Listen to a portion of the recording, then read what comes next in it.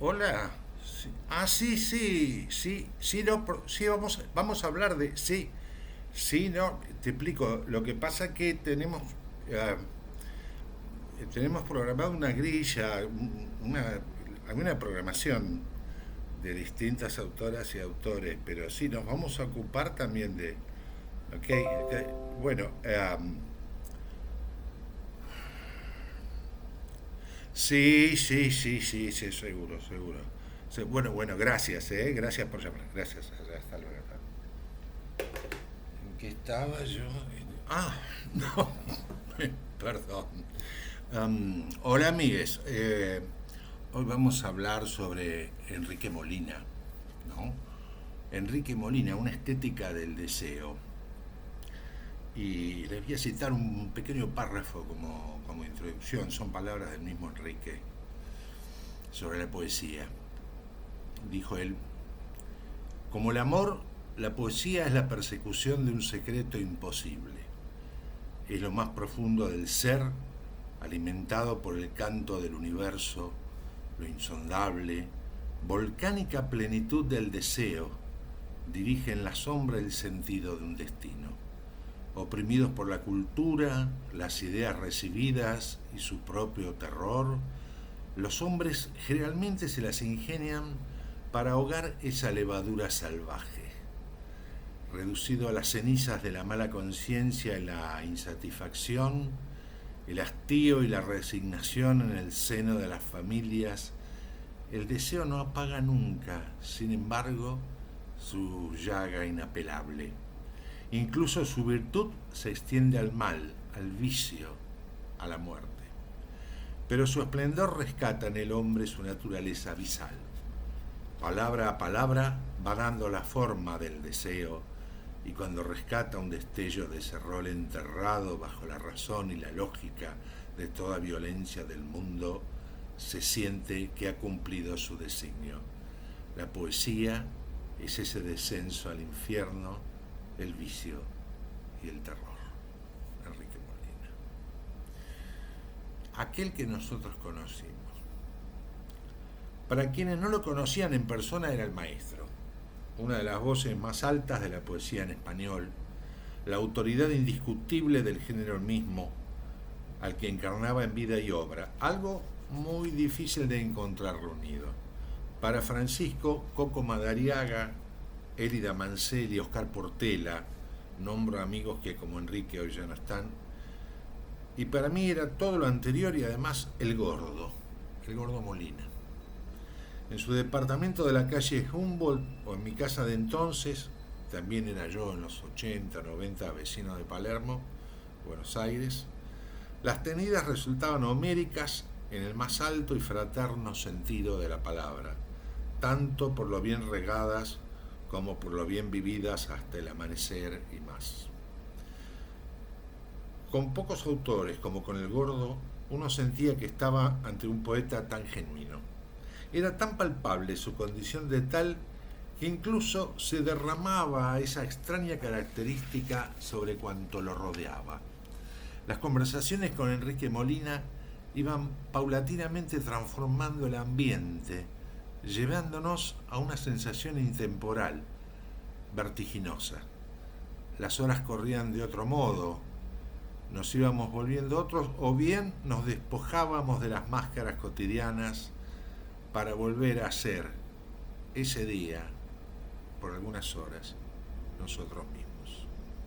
Esa metamorfosis prácticamente física alcanzaba su cenit cuando ya en medio de un mundo que el gordo había creado en torno nuestro, comenzábamos a hablar de poesía de modo directo, algo de imposible de recrear con estas, las utilitarias palabras que estoy empleando, meras herramientas descriptivas. Vamos a hablar de el gordo Molina en cuanto a la aventura vital y la poética, ¿no? Había nacido en Buenos Aires apenas un siglo después de que la Argentina lo hiciera. Fue el 2 de noviembre de 1910 y a los 6 años su familia se trasladó a la campaña en la provincia de Corrientes, más tarde a la de Misiones. Esa infancia en tierras exuberantes marcó para siempre al Gordo, del mismo modo que a su gran amigo, Coco Madariaga, otro porteño fascinado por el paisaje tropical correntino, a tal punto que muchos suponen que nació en esas tierras. Retornado el Gordo a Buenos Aires en 1932, fue prácticamente obligado por su padre a cursar estudios de Derecho, una etapa que culminó con su diplomatura en 1936 y que Molina recordaba muy bien. Esa noche en que se recibió de abogado, le entregó el diploma a su padre y se embarcó en un mercante en calidad de grumete rumbo a España. El nombre del barco en cuestión ya se había perdido en su pobladísima memoria cuando nos conocimos, pero sí contaba que fue el primer navío disponible que encontró en el puerto de Buenos Aires. La etapa aventurera del Gordo lo llevó de barco en barco, como marinero raso, a recorrer los incontables puertos del mundo, entre Europa y las tres Américas, e invariablemente sin guardarse un centavo. Otra de sus características era el derroche en las experiencias vitales, a las que se entregaba apasionadamente, aún siendo ya hombre más que maduro, como cuando yo lo conocí. Tenía sus 80 años, ya cumplidos. Más pobre que cuando se fue, a fines de los 40 decidió reinstalarse en Buenos Aires y fungió como secretario de otro grande, Oliverio Girondo, quien le dijo: el poeta debe ser pobre, de manera que no voy a pagarle mucho. Narraba el Gordo que Girondo, hombre de gran fortuna, le donaba los trajes que ya no usaba, con que por esa época yo era uno de los poetas jóvenes mejor vestidos de Buenos Aires. La talla de Girondo, alto y delgado, era incompatible con la fornida figura de Enrique, bajo de estatura y tan ancho de pecho. Si fue realidad la anécdota o no, carece de importancia. Molina devoraba la realidad y la devolvía transformada, metaforizada, como hacían Henry Miller o René Domol, entre tantos otros.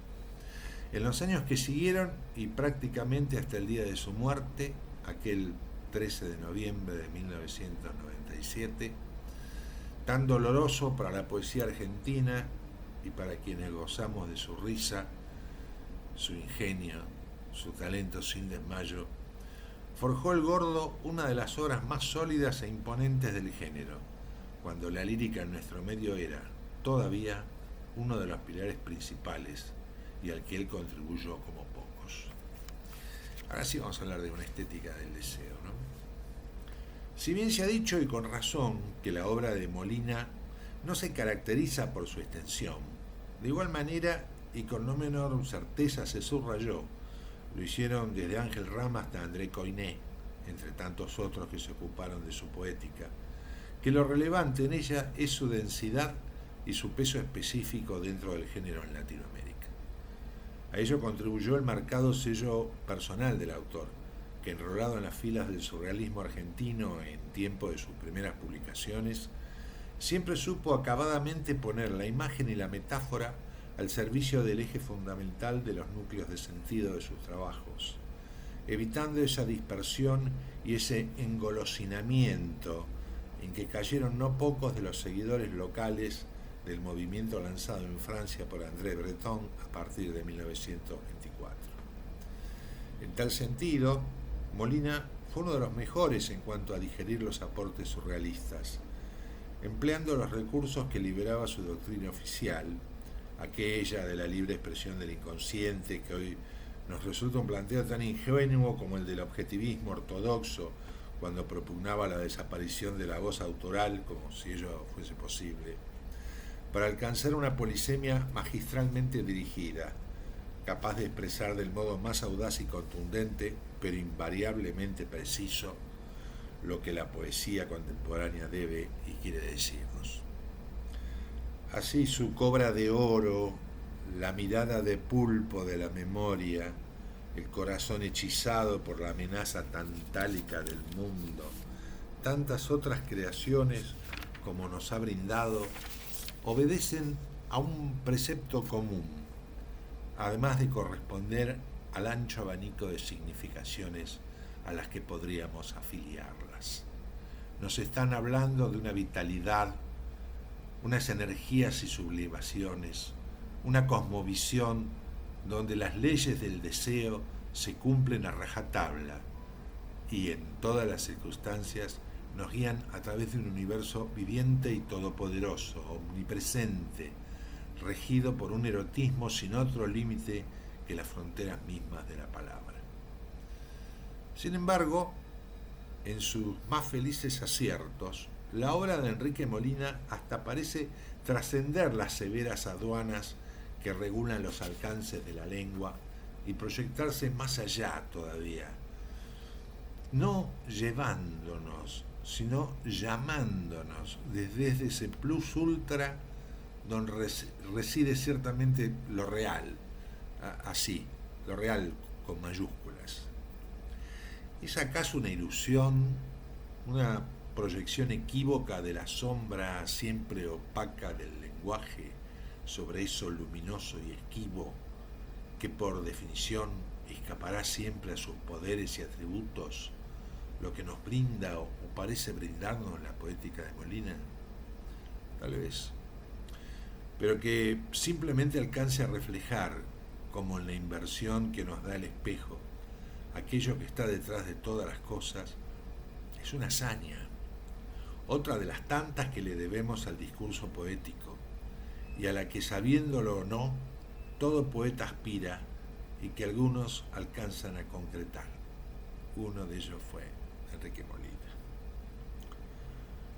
Cierta vez, un poeta joven me dijo que los de mi generación nacimos en un tiempo aún maravilloso, porque vivían entonces Jorge Luis Borges, Molina, Madariaga, Olga Orozco, Raúl Gustavo Aguirre, y quienes los tratábamos podíamos aprender de ellos, preguntarles, sonsacarles el sentido y la forma de lo que hacían.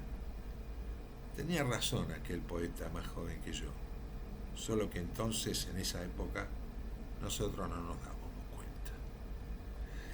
Y ahora les voy a leer un poema de Enrique Molina, uno que probablemente ustedes conocen, y es uno de los mayores cumbres para mí, y para otros también, de la poesía en lengua española del siglo XX. Alta marea.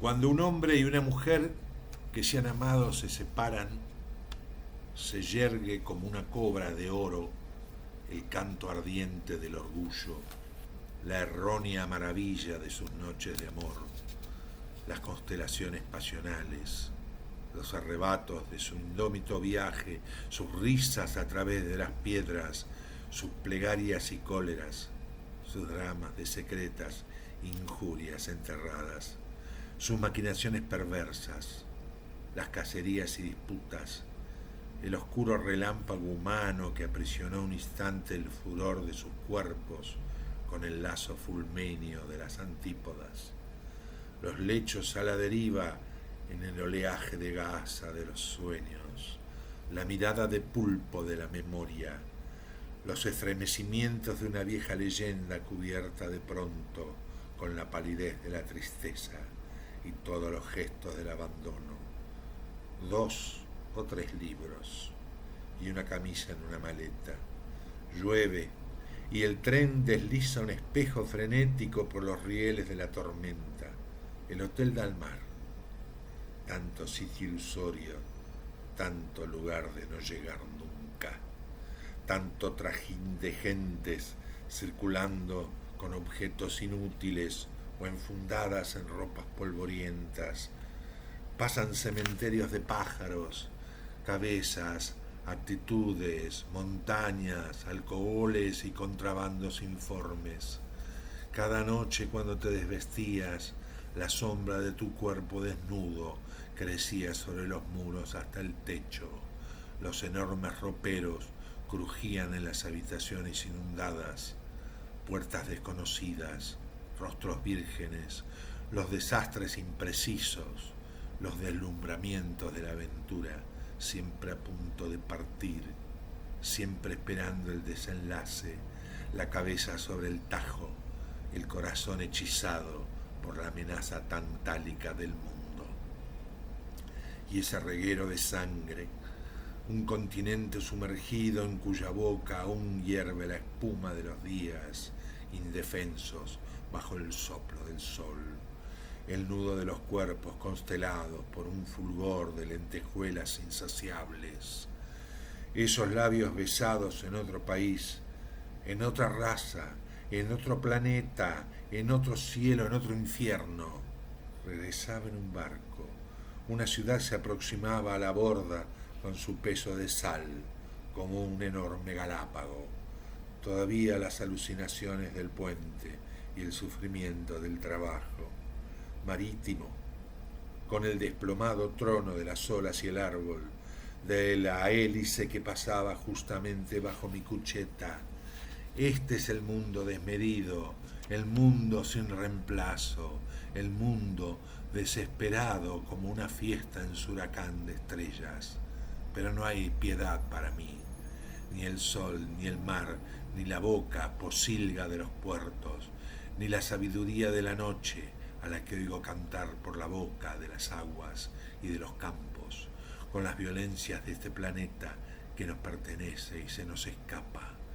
Entonces tú estabas al final, esperando en el muelle, mientras el viento me devolvía a tus brazos como un pájaro.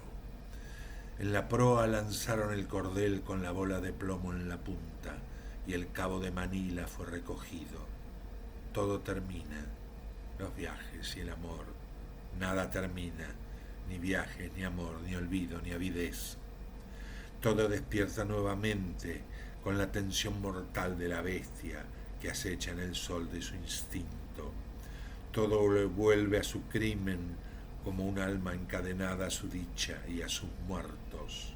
Todo fulgura como un guijarro de Dios sobre la playa, unos labios lavados por el diluvio, y queda atrás el halo de la lámpara, el dormitorio arrasado por la vehemencia del verano y el remolino de las hojas sobre las sábanas vacías.